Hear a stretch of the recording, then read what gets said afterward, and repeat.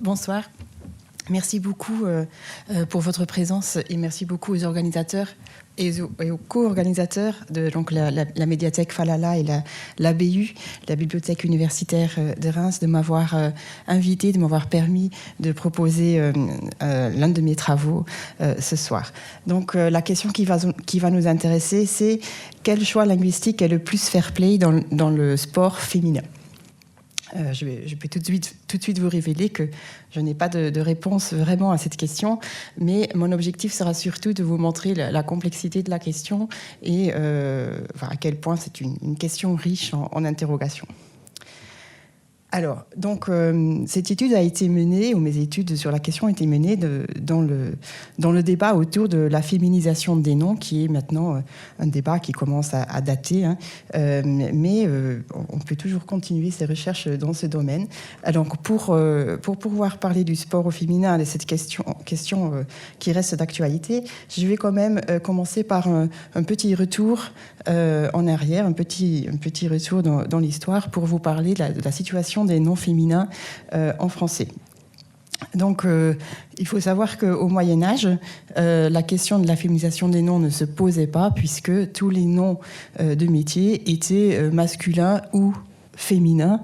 Et, en fait, donc, il n'y avait pas de féminisation puisque les noms féminins étaient couramment utilisés. Ainsi, on peut trouver dans le livre des métiers du XIIIe siècle le mot miresse, qui était utilisé à côté de médecine, hein, pour désigner une femme médecin, peintresse, tisserande, gouverneuse, avocate, officière. Enfin, en fait, il n'y avait pas de problème du tout avec ces termes qui n'étaient pas considérés comme masculins. C'est à partir du XIVe siècle, avec l'instauration de la loi salique, que certains de ces noms féminins vont commencer à désigner plutôt les épouses des hommes qui effectuent ces métiers. Mais jusqu'au XIVe siècle, c'était vraiment les femmes elles-mêmes qui exerçaient les métiers en question. Alors, c'est en fait à partir du XVIIe siècle qu'on va observer un phénomène qu'on pourrait appeler de masculinisation dans le domaine, puisque c'est avec Vaugelas notamment, mais pas qu'on va commencer à considérer que le genre masculin peut être considéré comme un genre, on va dire, neutre, ou en tout cas générique, potentiellement générique, et qui peut désigner des hommes, mais également des femmes. Donc Vaugelas, ici, en 1647, va écrire « Le genre masculin, étant le plus noble, doit prédominer toutes les fois que le masculin et le féminin se trouvent ensemble. » Donc c'est vraiment une règle grammaticale, on va dire, une observation plutôt inventée qui, je pourrais dire, qui ne correspondait pas à l'usage des locuteurs de français, mais qui correspondait uniquement à une idée d'une minorité vraiment peu importante, peut-être 1% de la population, qui allait commencer à pratiquer cette règle, à la mettre en pratique, hein, dans une société où la position des femmes était clairement... on va dire, elles étaient clairement dominées, elles ne pouvaient pas exercer beaucoup de professions. À la même époque, c'est l'Académie française qui va commencer à supprimer certains noms féminins qui existaient donc, en tant que noms morphologiques. Ainsi, on va voir disparaître les termes de mairesse, officière, poétesse. Hein, donc ces termes vont être condamnés. Et puis, enfin, ils vont disparaître d'abord des écrits et puis ils vont disparaître de l'usage. Au siècle des Lumières, la situation ne s'arrange pas réellement, hein, puisque, comme vous le savez, en 1789, nous allons voir la Déclaration des droits de l'homme et du citoyen, mais cette déclaration, comme vous le savez, ne concernait que les hommes et pas les femmes. Et c'est dans ce contexte que Olympe de Gouges a rédigé 3 ans après, la Déclaration des droits de la femme et de la citoyenne, hein, puisque cette égalité qui était mise en avant dans la Déclaration des droits de l'homme et du citoyen ne concernait que les hommes. Et donc c'est pour mettre les femmes sur un pied d'égalité qu'elle a rédigé cette déclaration. Donc malheureusement, elle a été guillotinée 2 ans après, il me semble. Voilà, donc je vous mets le petit texte. Alors, à partir du 19e siècle, fin du 19e siècle, et puis au cours du 20e siècle, nous allons voir un mouvement, qu'on pourrait caractériser de féministe, hein, de féminisation des noms, puisqu'on va maintenant essayer en tout cas certains veulent revenir à des noms féminins, sans parfois savoir qu'il s'agit vraiment en fait pas tellement d'une féminisation, mais d'une démasculinisation dans les termes d'Eliane Viennot. Et on va voir ici dans ce combat le rôle de Jeanne Chauvin, qui à la fin du 19e siècle sera la première femme avocate en France et qui va devoir mener un combat, puisque titulaire du diplôme de droit requis pour devenir avocate, elle va dans un premier temps ne pas pouvoir prêter serment, puisque la Cour d'appel de Paris va argumenter que, en tant que femme, elle ne peut pas prêter comme avocat, puisque l'avocat ne peut être qu'un homme. Donc ça montre bien que le terme avocat, ici, au masculin, n'est pas un terme générique, puisque cette femme n'avait pas le droit de prêter serment comme avocat. Et donc c'est à partir de ce moment-là qu'on va revendiquer l'usage du terme avocate. Alors, ce combat va commencer à porter ses fruits de façon, on va dire, officielle, plutôt vers la fin de la seconde moitié du XXe siècle. Et c'est surtout au Canada qu'on va voir les premières recommandations officielles de féminisation des noms de métiers dans la Gazette officielle du Québec à partir de 1979. En Europe, le mouvement va arriver une dizaine d'années plus tard, et on voit que c'est d'abord la Suisse, et enfin pas toute la Suisse, puisque la Suisse n'est pas entièrement romanophone, mais certaines parties de la Suisse romanophone, notamment le canton de Genève, va imposer dès 89 l'usage de la forme féminine dans tous les actes officiels dans ce canton. Alors, en Belgique, il faut attendre 93 pour que le Conseil de la communauté française, donc la communauté francophone de Belgique, va imposer également l'usage des formes féminines dans les documents administratifs et aussi dans tous les textes publiés avec des subventions reçues de la part de ce Conseil. Voilà. Et donc, qu'est-ce qu'on voit, c'est que à la fin du XXe siècle, l'Académie française reste sur ses positions, parce que en France, l'Académie donne toujours le là, c'est-à-dire que on reste vraiment sur la position traditionnelle du masculin dit générique. Pourtant, ça va bouger en France aussi. Là, on voit en 84 la création de la commission de la terminologie relative au vocabulaire concernant les activités des femmes, sous la direction de l'écrivaine Benoîte Groult. Et puis, mais bon, donc on a cette commission de terminologie, puis c'est quand même difficile vraiment à mettre en... Ce n'est pas tellement mis en place, mais on voit qu'il y a un combat pour ces formes féminines. Et juste avant 2000, on va voir la publication d'un guide d'aide à la féminisation des noms de métiers, titres, grades et fonctions que vous connaissez peut-être, et qui était intitulé « Femme, j'écris ton nom ». Et puis, donc, assez récemment, il y a maintenant 4 ans, 5 ans, l'Académie française va changer de position. Si jusque-là, elle s'était toujours battue contre la féminisation des noms, à partir du 28 février 2019, elle publie une déclaration où elle dit qu'il n'y a pas d'obstacle linguistique, que tous les noms de métiers, de fonctions, de titres et de grades peuvent être féminisés. En remarquant toutefois que la langue française a tendance à féminiser faiblement ou pas les noms de métiers et de fonctions placés au sommet de l'échelle sociale. Donc l'usage du masculin, des formes masculines génériques correspondrait à des métiers relevant du sommet de l'échelle sociale. Nous allons voir dans ce qui suit ce qu'il en est dans le sport, pour voir si, dans le cas du sport, on parle du sommet de l'échelle sociale. Alors, ça c'était un petit peu le point de vue historique. Maintenant, du point de vue psycholinguistique, c'est-à-dire les recherches qui sont menées sur, on va dire, plutôt le fonctionnement de notre cerveau, de notre façon de réfléchir, c'est encore en Suisse que certains chercheurs psycholinguistes sont particulièrement actifs pour étudier cette question. Nous avons ici une image de M. Gygax. Je vois que je n'ai pas mis son nom.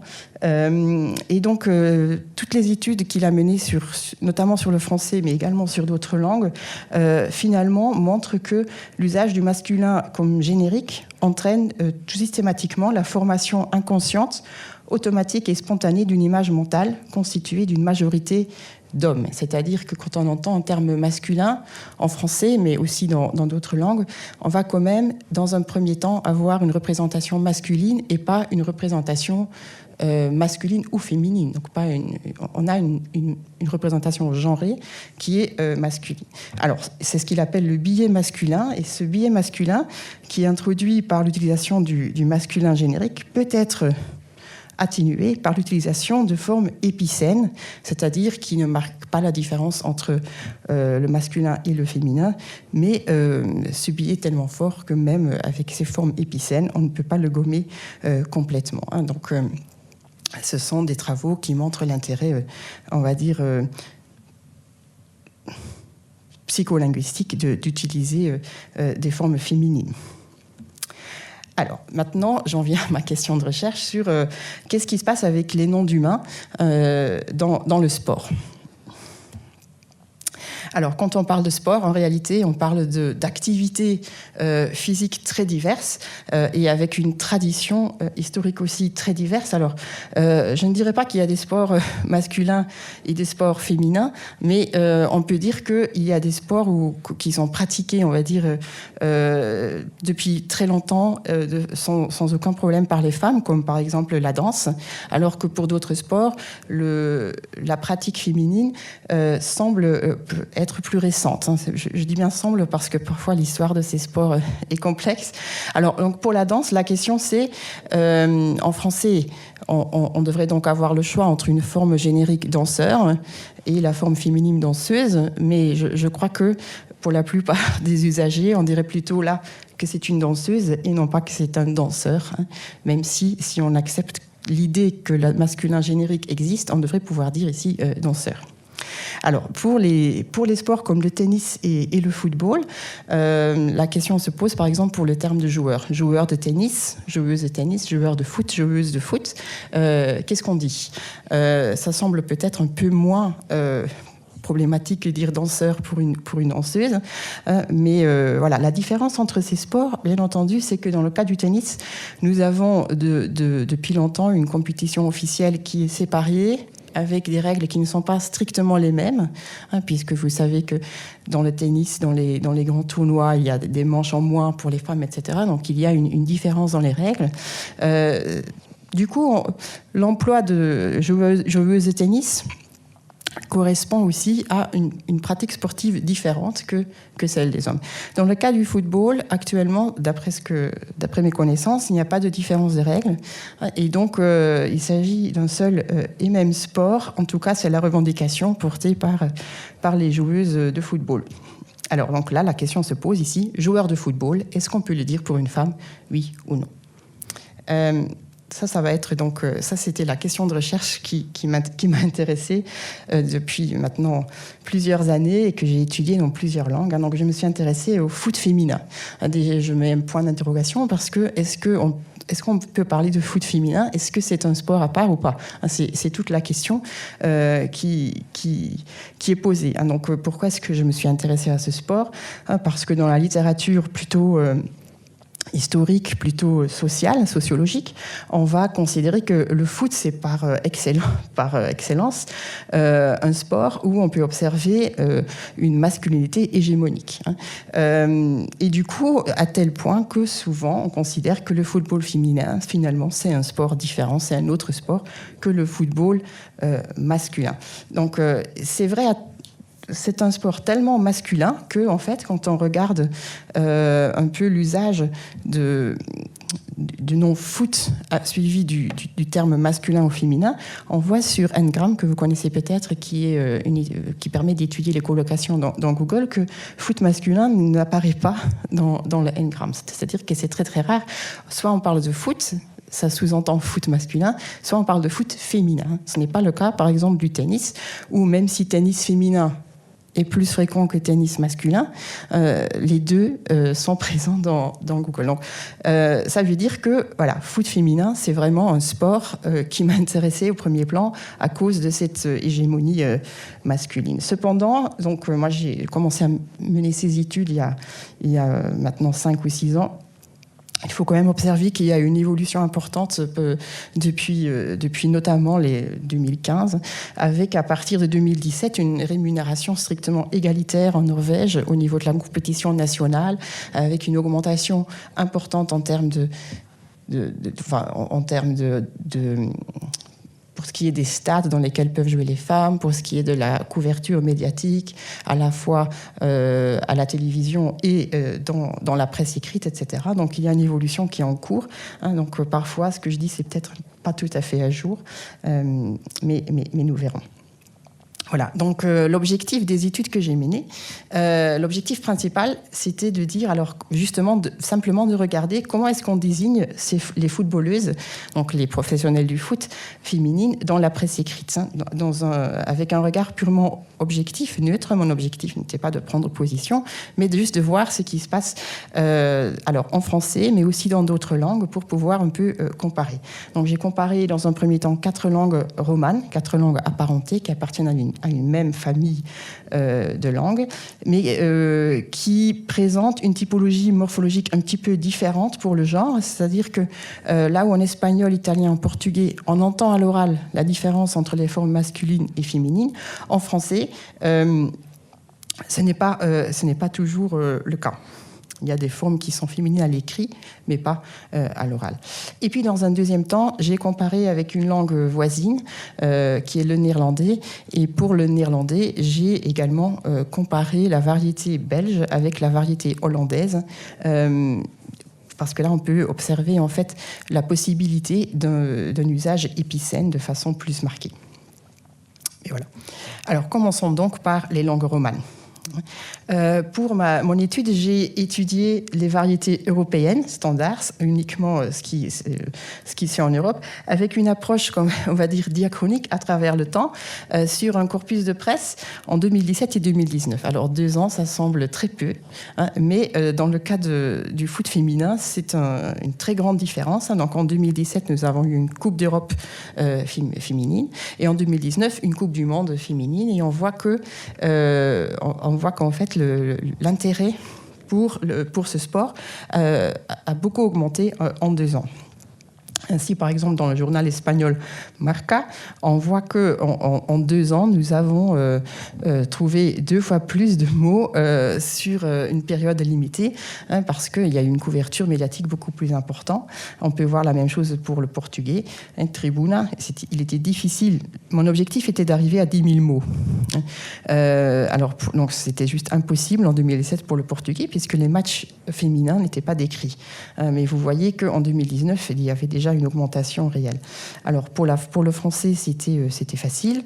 J'ai trouvé des articles dans l'équipe pour les 2 compétitions. Et puis en Italie, là aussi, il y a une augmentation très forte entre 2017 et 2019. Alors, dans un premier temps, je vais vous montrer beaucoup de données, mais après, je vais essayer de vous montrer qu'est-ce qui est important dans ces données. La première chose que je vais regarder, c'est simplement dans quelle mesure est-ce qu'on réfère à ces joueuses avec des mots masculins, avec des mots comme joueur, avec des mots féminins comme joueuse, ou avec des mots épicènes comme milieu de terrain, puisque milieu de terrain n'est ni masculin ni féminin. Alors déjà, ce critère n'est pas évident, parce que quand on regarde la presse en français, on trouve milieu de terrain ou féminin. Par exemple, ici, dans une photo que j'ai trouvée dans l'Express de 2019, on nous dit « La milieu de la France, Gaëtane Tinet, milieu avec eux ». Donc on voit qu'il y a une véritable volonté ici de féminiser, puisque normalement, milieu ne se met pas, c'est pas un nom d'humain, ne se met pas au féminin. Mais bon, là, j'ai considéré que milieu était un terme épicène. Donc, quand on regarde la distribution de ces noms dans les 4 langues romanes en question, on voit qu'en espagnol, il y a très peu de masculin, beaucoup de féminin et un peu de termes épicènes, à peu près un peu plus de 30%, et ça n'a pas changé entre 2017 et 2019. Ensuite, nous pouvons observer les données du français, et là, nous voyons que c'est relativement proche, même si en 2017, il y avait un petit peu plus de formes masculines quand même qu'en 2019. Hein. Donc la féminisation était déjà très avancée, et c'est un processus qui est allé encore plus loin en 2019, avec même plus de formes féminines qu'en espagnol. L'italien est la langue avec le plus de formes masculines, jusqu'à près de 40% en 2017, et puis ça chute quand même vers 20% en 2019. Donc il y a une féminisation qui est en cours. Et puis on voit le même phénomène en portugais, avec une chute drastique, hein, de 20% à 5% à peu près. Donc qu'est-ce que ça montre d'un point de vue linguistique? Ça montre surtout que cette évolution peut être très rapide, hein, parce qu'en 2 ans, on peut chuter de 20%. Donc, ça veut bien dire que ça relève d'un choix socioculturel et pas tellement d'une contrainte linguistique. Donc, l'argument qu'on ne pourrait pas féminiser parce que la langue ne le permet pas semble caduc, hein, puisque quand on regarde toutes ces langues, on voit bien qu'il n'y a pas de contrainte réelle. Alors, peut-être, juste pour finir, ce qu'on voit quand même, ce qui pourrait quand même être étonnant, c'est qu'on trouve quand même des formes masculines. C'est vrai que je n'en ai peut-être pas parlé, même si elles sont minoritaires, ces formes masculines sont étonnantes parce que en français, le masculin générique existe, mais l'idée générale, c'est qu'on utilise surtout le masculin lorsque dans un groupe, il y a, à partir d'un homme, on peut dire qu'un ensemble de personnes, on peut en parler au masculin. Mais dans le cas du foot féminin, nous avons des équipes qui sont exclusivement féminines. Hein, donc, on ne peut pas dire que c'est le masculin qui l'emporte sur le féminin. Là, on a des formes masculines qui sont véritablement utilisées de façon générique, hein, puisqu'il n'y a aucun homme qui est présent sur le terrain. Donc, de fait, lorsqu'on regarde ces formes masculines dans les textes, on voit que dans toutes les langues en question, les marques qui entourent ces formes, les marques grammaticales qui entourent ces formes, sont féminines. Et en plus, on voit parfois dans la même phrase le mot masculin et le mot féminin. Hein. Donc ici, je ne vais pas vous lire tous ces exemples, ça n'a pas d'intérêt, j'ai souligné les mots importants.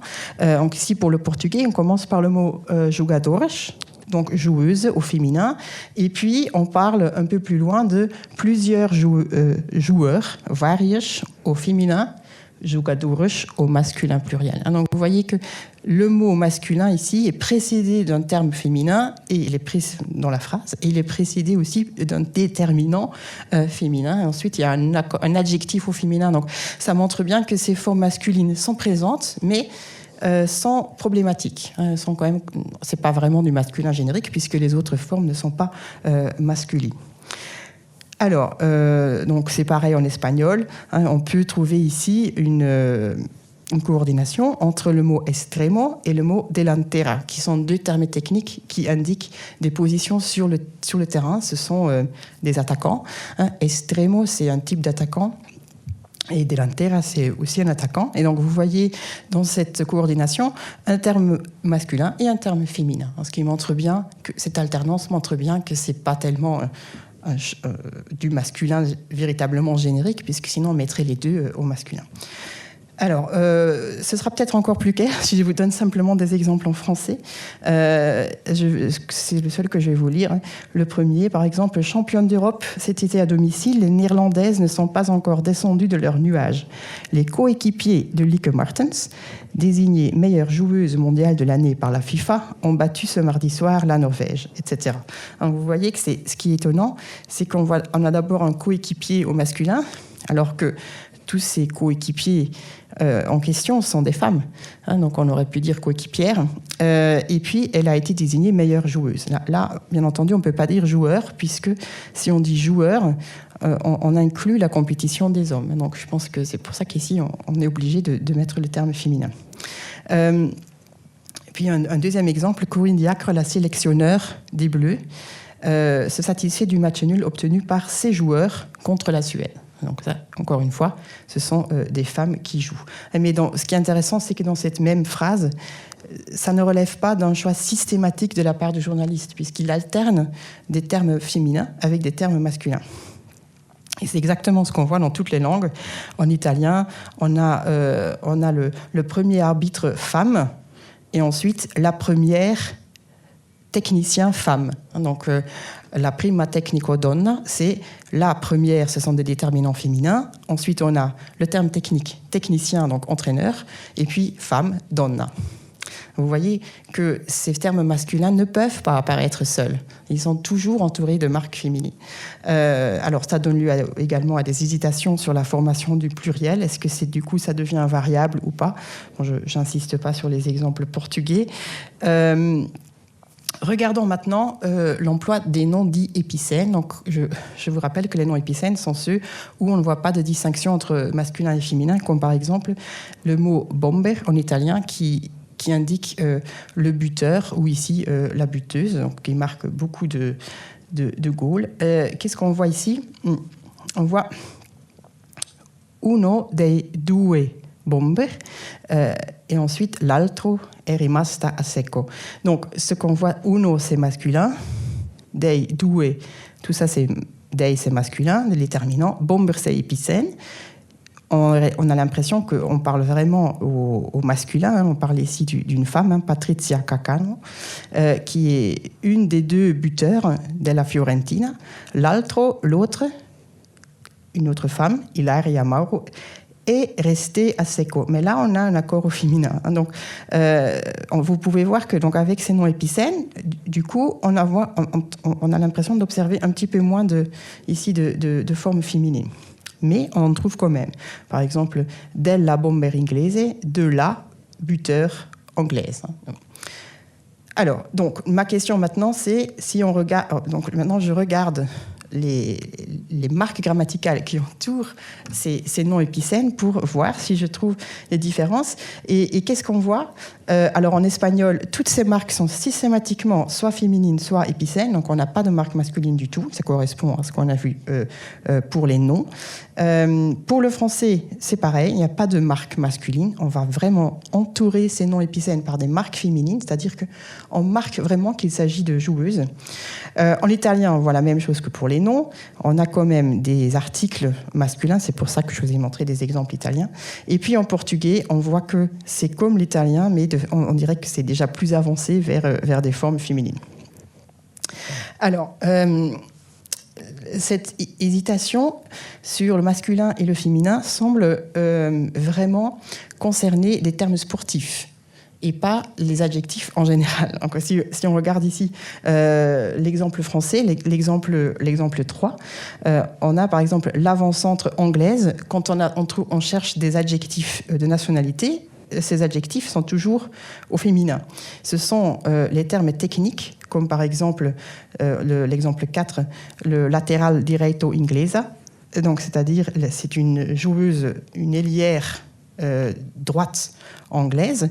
On a d'abord donc le nom épicène ici, latéral, qui joue sur les côtés.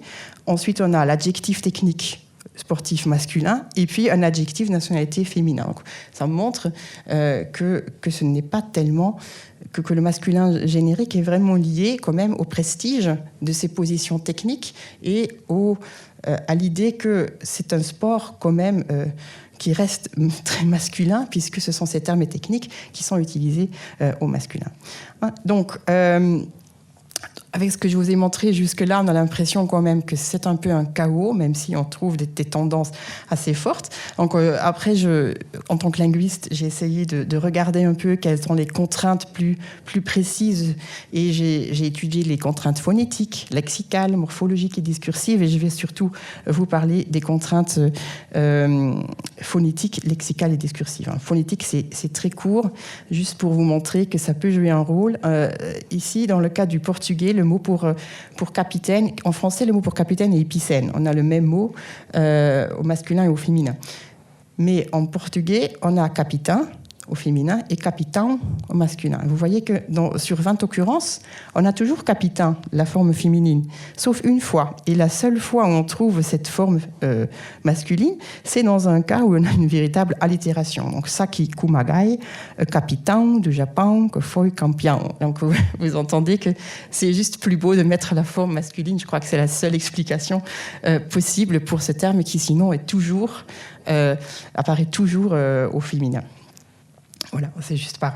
Alors, la deuxième question, c'est le lexique. Quels sont les mots qu'on va trouver spécifiquement? Pour quels mots est-ce qu'on va hésiter? Donc, je vais surtout m'attarder sur le français parce que les autres langues sont finalement assez proches.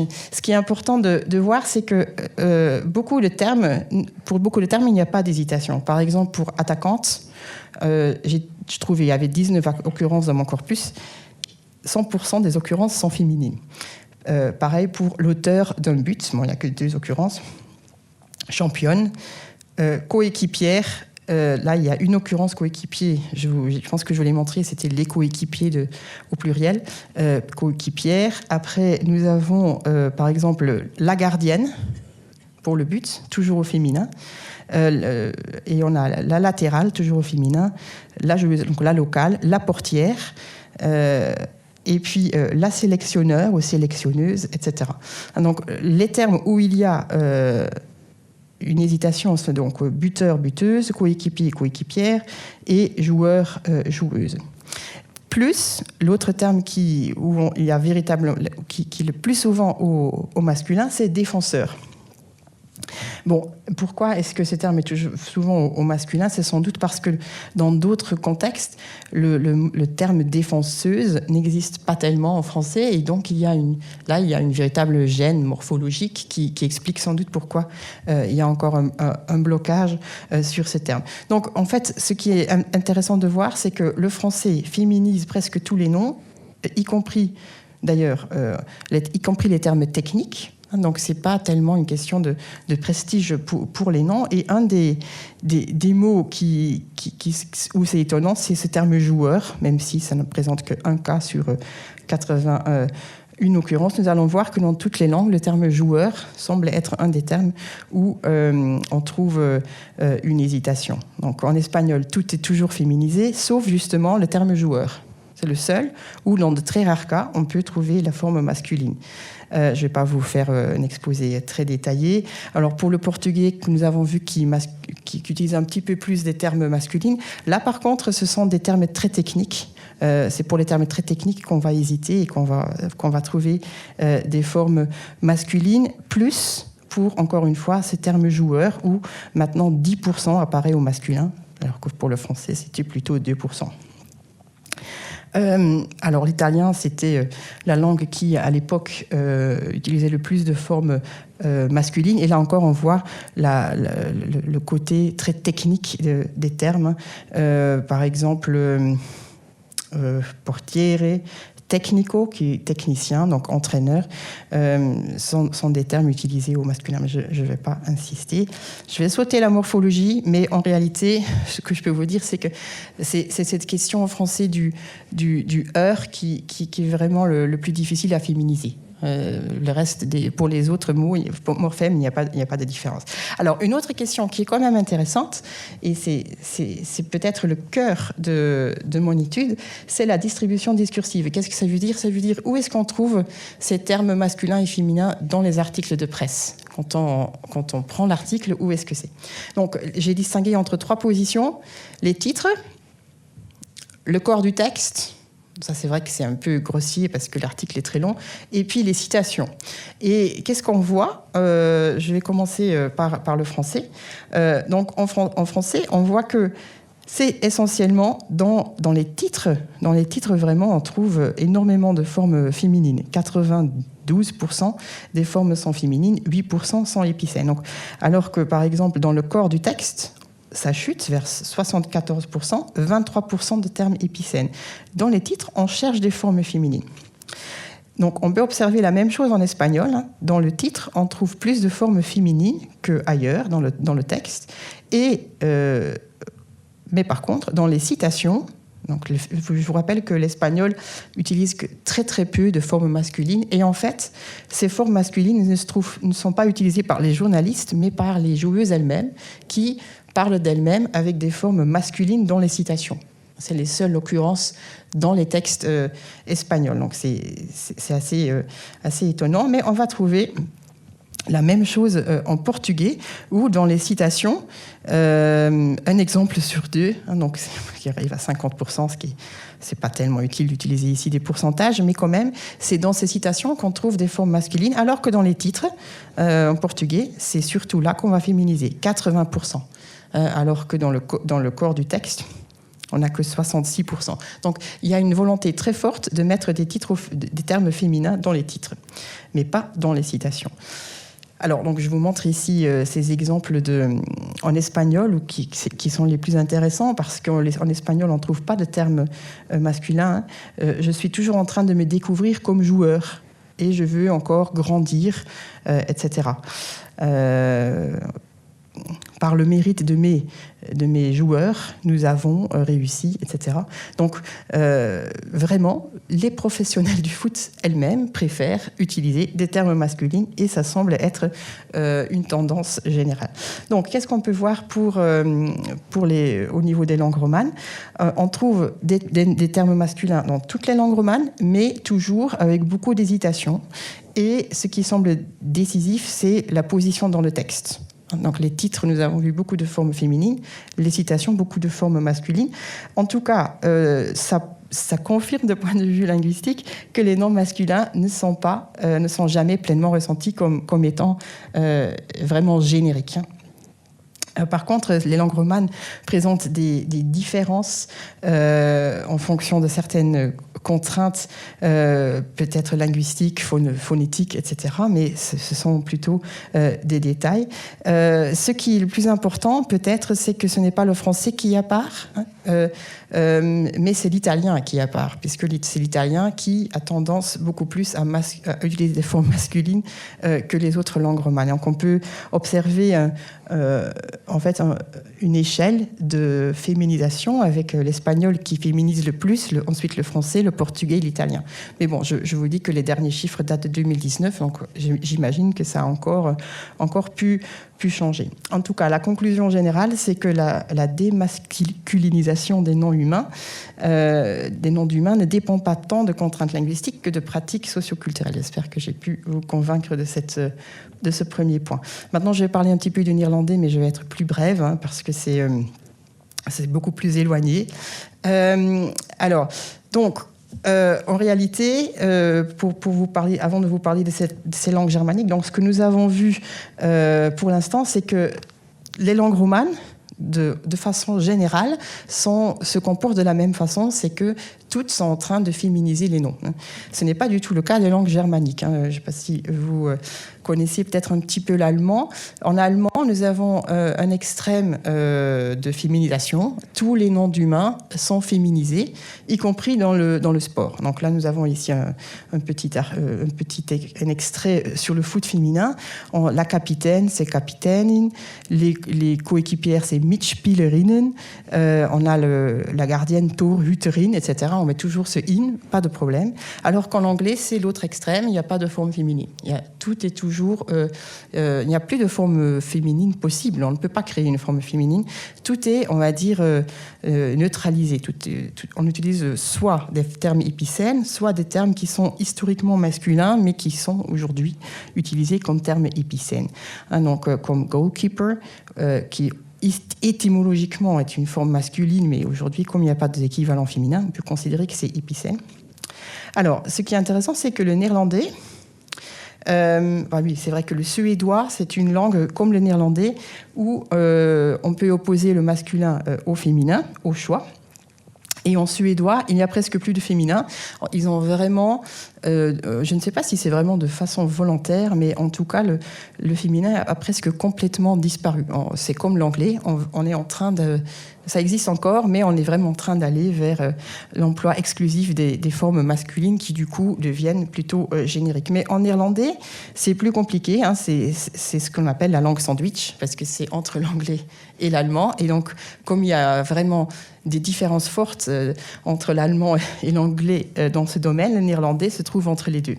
C'est-à-dire qu'en néerlandais, on peut utiliser dans tous les domaines, hein, que ce soit le sport, la boulangerie, etc. On peut dire « elle est boulanger, elle est boulangère ». Soit on indique juste le métier, soit on parle de la personne. Donc, on a soi-disant le choix entre les deux formes. Et donc, c'est ce qu'on trouve dans les textes. On peut trouver ici le joueur de Bayern München, mais on désigne ici une femme. Et après, on trouve l'attaquante dans la même phrase. Aucun problème. En néerlandais, c'est tout à fait libre. Il n'y a pas de recommandation du tout. On peut faire ce qu'on veut. Et ça dépend de l'interprétation personnelle. Donc, du coup, je me suis demandé la même chose pour la presse néerlandophone, hein, forme féminine, masculine, non épicène, et en comparant la Belgique aux Pays-Bas. Pourquoi ? Parce que même si on est tout à fait libre de faire ce qu'on veut, il y a quand même des tentatives de politique linguistique, mais qui ne sont pas les mêmes.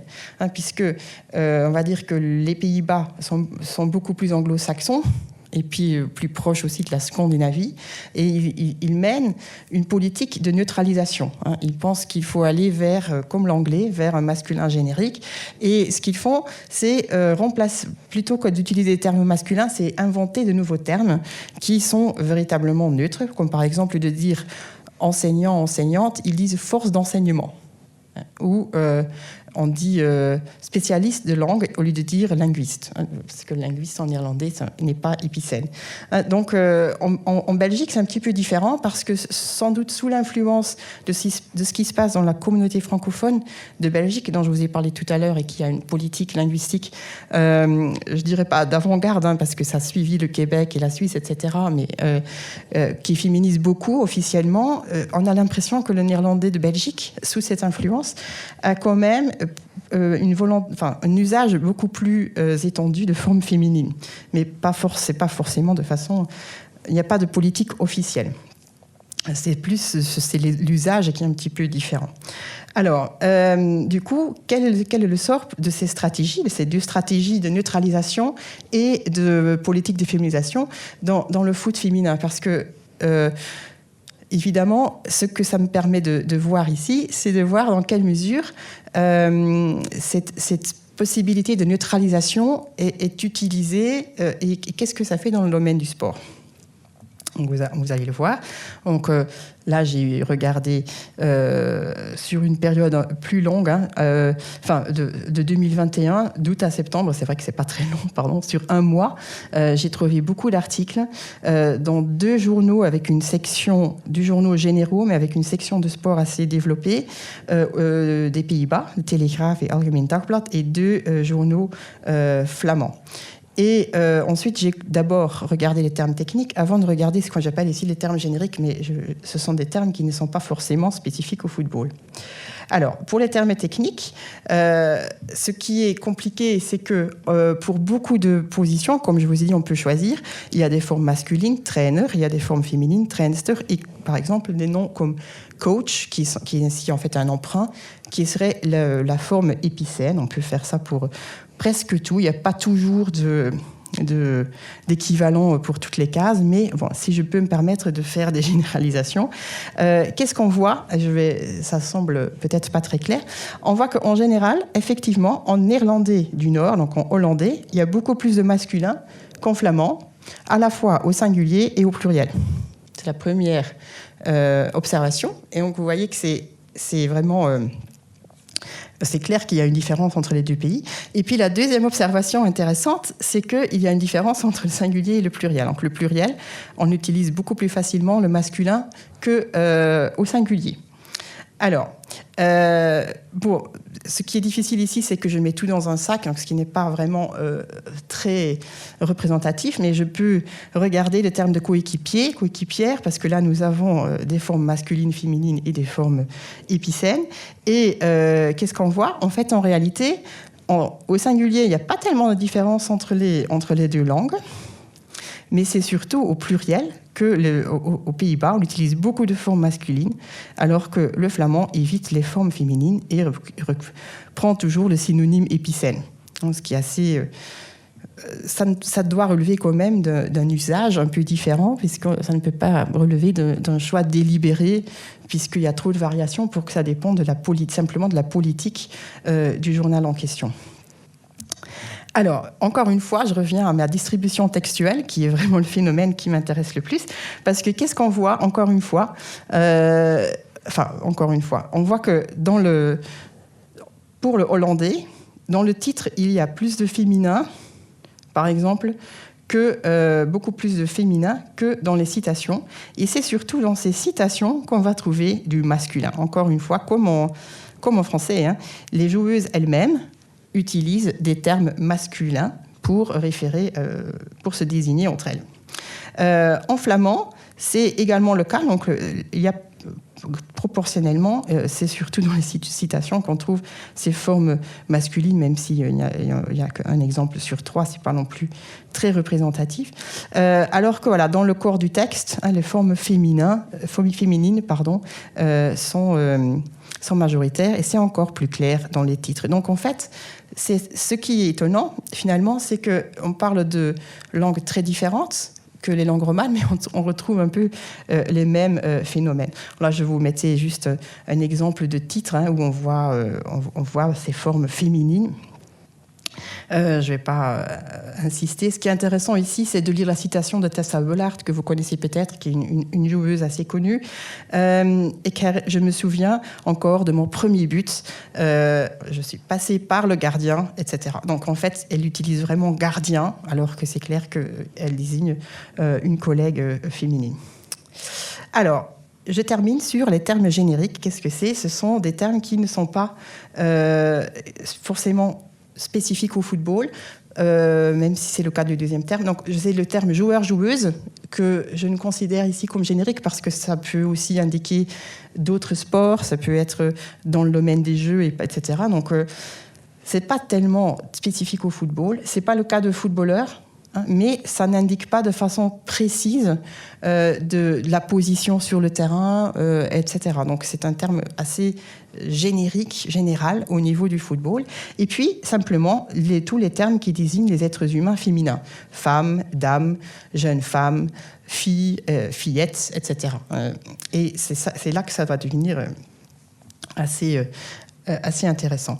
Donc, pour joueurs-joueuses, on voit qu'il n'y a pas de différence réelle entre les langues, entre les deux variétés. En hollandais comme en flamand, on trouve ces termes. Et je ne sais pas si vous vous rappelez, tout à l'heure, je vous ai dit la même chose pour les langues romanes, que ce terme joueur-joueuse, c'est un peu étonnant, mais rarement, à peu près dans 10% des cas, dans toutes les langues, on le trouve au masculin. Donc, c'est un terme qui semble être assez générique.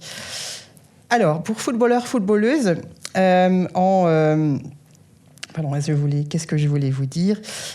Oui, juste pour ce que je voulais quand même vous dire ici, et ce qui ne se voit pas par les couleurs, c'est que ce qui est peut-être un peu étonnant, c'est qu'en hollandais, alors que le nombre de mots du corpus est le même, il y a 2 fois plus de formes joueuses qu'en flamand. Je ne sais pas si vous le voyez, c'est quand même assez étonnant. Et on va en fait voir la même chose pour footballeuse. Alors, donc, au singulier, on ne choisit pas forcément les mêmes termes. Hein. Footballeur 2, footballeuse 30, c'est féminin, aux Pays-Bas, et femme de football en Flandre. Donc, on n'utilise pas le même terme. Mais encore une fois, vous voyez, il y a 35 termes comme ça aux Pays-Bas, mais seulement 6 en Flandre. Au pluriel, c'est pareil, 55 termes, occurrences de footballeuses aux Pays-Bas, contre seulement 6 en Flandre. C'est étonnant. Et si on regarde maintenant la distribution des termes dans le texte, qu'est-ce qu'on voit encore une fois, hein, je me répète, mais c'est vraiment systématique. Ces termes généraux, hein, se trouvent partout. Les formes féminines. Dans les titres, il n'y a que des formes féminines dans les 2 variétés. Et dans les citations, c'est là qu'on trouve le plus de formes masculines. Joueur, footballeur, etc. Alors, Là, je vais vous montrer quelques exemples de titres avec des formes féminines, mais je ne vais pas vous lire ces exemples, c'est trop technique. Je vais juste vous traduire la citation de Danielle Van de Donk, qui est une joueuse très connue pour le domaine irlandophone. Donc, elle parle d'une femme, hein, Damaris est un bon footballeur. Ce n'est pas pour rien qu'elle joue chez Lyon.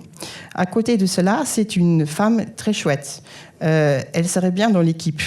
Elle me demande de temps en temps comment ça se passe dans l'équipe nationale hollandaise. Si je peux signifier quelque chose, je veux bien le faire.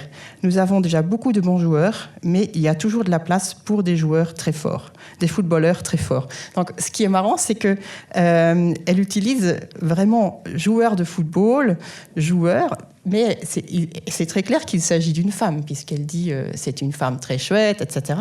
Donc, ça semble relever d'un usage spécifique au domaine du football, en tout cas du football féminin. Voilà. Alors, donc, le dernier terme dont je voudrais vous parler, c'est celui de femme et fille. Alors, au singulier, cet emploi est très rare, vous voyez.